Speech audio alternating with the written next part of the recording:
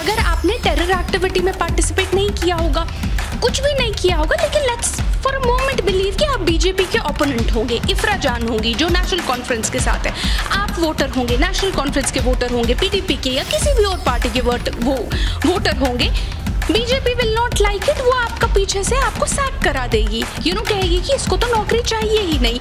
ये जो ट्रांसपेरेंसी इसमें नहीं है, कोर्ट को निकाला गया है, जज साहब के रोल इन्होंने खुद ही लिए गए हैं, इसको तो तानाशाही के अलावा और क्या सकते हैं।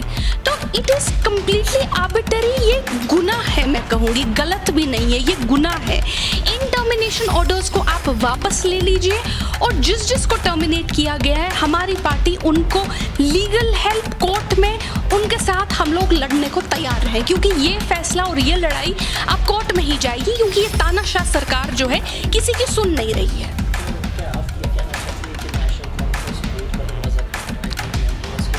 देखिए, at the end of the day in employees को ही कोर्ट जाना है, क्योंकि उसमें आपको जब कोर्ट आप जाएंगे तो कोर्ट आपसे पूछेगी कि बताइए आपका क्या आपके साथ कुछ गलत हुआ है। फिलहाल तो जिन लोगों के साथ गलत हुआ है इन्हीं को कोर्ट में पिटिशन करना पड़ेगा, क्योंकि तभी इनकी पिटिशन जो है एक्सेप्ट होगी। लेकिन हम लोग इनको हर तरह से सपोर्ट करने के लिए तैयार हैं और हम लोग बार बार बीजेपी की जो अनइलेक्टेड गवर्नमेंट, ये इसलिए भी हो रहा है एक तरीके से क्योंकि यहाँ की जो सरकार है इट इज़ नॉट इलेक्टेड। इनको किसी ने, आपने वोट दिया था कि हमारे एलजी साहब को किसी ने वोट नहीं दिया था, लेफ्टिनेंट गवर्नर को, उसको भी पता है जिसको इलेक्ट नहीं किया गया जा सकता है, उसको जिसको इलेक्ट करके नहीं लाया गया था उसको आप हटा भी नहीं सकते हैं। तो उसको क्या मजबूरी है आप लोगों के लिए काम करने के लिए, उसको क्या मजबूरी है हम सबके लिए काम करने के लिए। उसको जो मन में आएगा, दिल में आएगा, उठ के फरमान जारी कर लेगा। सवाल ये है कि जब तक at the end of the day जो एक चुनी हुई सरकार होती है, उस चुनी हुई सरकार को डर भी होता है कि कल को मुझे लोगों के सामने जाना है, उस एमएलए को डर होता है कि मुझे इन लोगों के सामने जाना है, ये लोग मुझे कल को बाहर निकालेंगे। इसीलिए डेमोक्रेसी होती है, जहाँ पे सरकार को डर ही नहीं है कि हमको कोई निकाल सकता है, उनको जो दिल में आएगा, जो मन में आएगा वो करेंगे और वो कर रहे हैं। आज 22 एम्प्लॉयज़ को सैक कर दिया, हमारी नौकरियाँ जो हैं वो उन पे तो बिडिंग लगा दी ना उन्होंने पूरे देश में। हमारी इतनी कम नौकरियां थी, अगर आप देखेंगे पीरियोडिक लेबर सर्वे का जो डेटा आया है उसमें पता चला है कि जम्मू एंड कश्मीर में पूरे इंडिया में सबसे ज़्यादा बेरोज़गारी बढ़ गई है, करीबन 20% बेरोज़गारी है, यानी हर 5 घरों में से एक घर जो है शाम को पूरी रोटी नहीं खाता है। इन्होंने लद्दाख में वो लॉस नहीं लाए, लेकिन जम्मू एंड कश्मीर।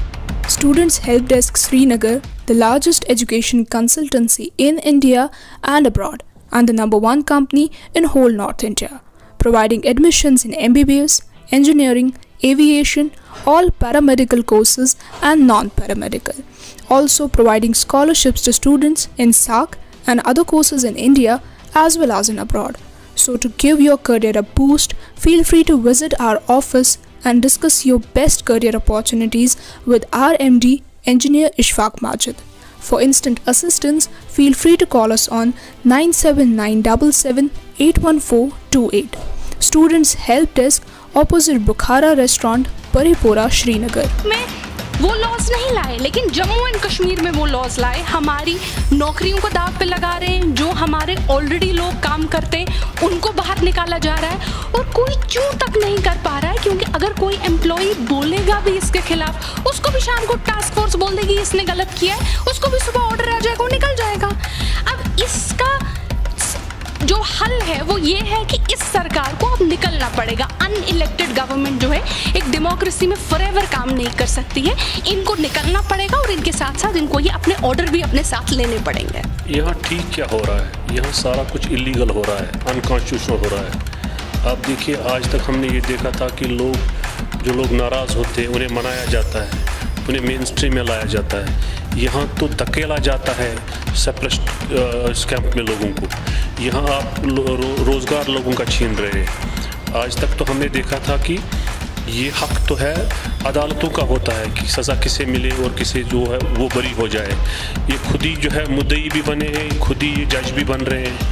ये मैं समझता हूँ कि एक एग्रेशन है, ये आरएसएस का एक एग्रेशन है, बीजेपी का एक एग्रेशन है। इससे जो है मैसेज ठीक नहीं जा रही है, इससे पोलराइजेशन हो रही है।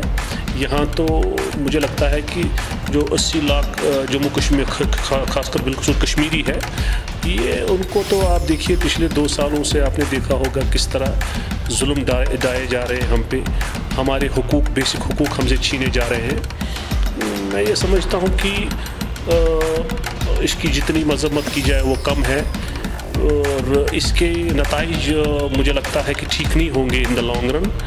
और इस चीज़ पे जो है इनको नज़रसानी करनी चाहिए, क्योंकि अगर इनका ये दावा है कि दिल्ली और कश्मीरियों की दूरियां जो है दूर करनी है, तो ये तो कोलफेल में तजाद है, कहना कुछ करना कुछ। यहाँ देखो किस तरह हमारे बच्चों को जो है यहाँ के जेलों में, बाहर के जेलों में जो है बंद किया जा रहा है। पॉलिटिशियंस को बात नहीं कर पा रहे हैं। यहाँ के मीडिया पर्सन्स को कैसे जो है उन पे जो है या तो उनको पीएसए के तहत अंदर किया जा रहा है या उनके साथ ज़्यादतियाँ की जा रही है। यहाँ कौन सा ऐसा तबका है जिसके साथ ज़्यादतियाँ नहीं हो रही है? मैं ये समझता हूँ कि ये कोई पॉलिटिकल डिसीजन नहीं है, ये कोई पॉलिटिकल प्रोसेस यहाँ पर तो इन्होंने उसका तो जनाजा निकला है। ये सारा जो हो रहा है ये एक एग्रेशन है। पहले इन्वेजन था, पहले एग्रेशन था, अब ये इन्वेजन है। ये देखो यहाँ आप कहाँ की बात करते हैं? यहाँ सिर्फ हम 30-35 लोगों की नहीं, आप देखो यहाँ किस महकमे में यहाँ का लोकल है। यहाँ के जज साहिबान देखो आप, सारे बाहर के, यहाँ के पुलिस जो जितने भी यहाँ के पुलिस बड़े ऑफिसर्स सारे बाहर के, एडमिनिस्ट्रेशन सारी बाहर की है। तो ये तो मुस्लिम मेजॉरिटी स्टेट थी, यहाँ अपना कोई नहीं है जो नेशनलिस्ट है, जिसने इस मुल्क के लिए काम नहीं किया है। तो क्या है ये तो सीधी सी बात है कि आप तो ये मज़हब की बुनियाद पे ये सारा कुछ कर रहे हैं। तो मैं समझता हूँ कि ये ज़्यादती है, ये हद से तजावुज़ कर रहे हैं ये चीज़। हम सब कश्मीरी जो है हमें यूनाइट होना चाहिए, अपने जो है जो पर्सनल राइवलरीज़ है वो हमें दूर करनी चाहिए। हमें कॉमन कॉज के लिए जो है यूनाइट होकर इन चीज़ों से लड़ना चाहिए, इन चीज़ों के लिए लड़ना चाहिए, बेसिक हुकूक के लिए।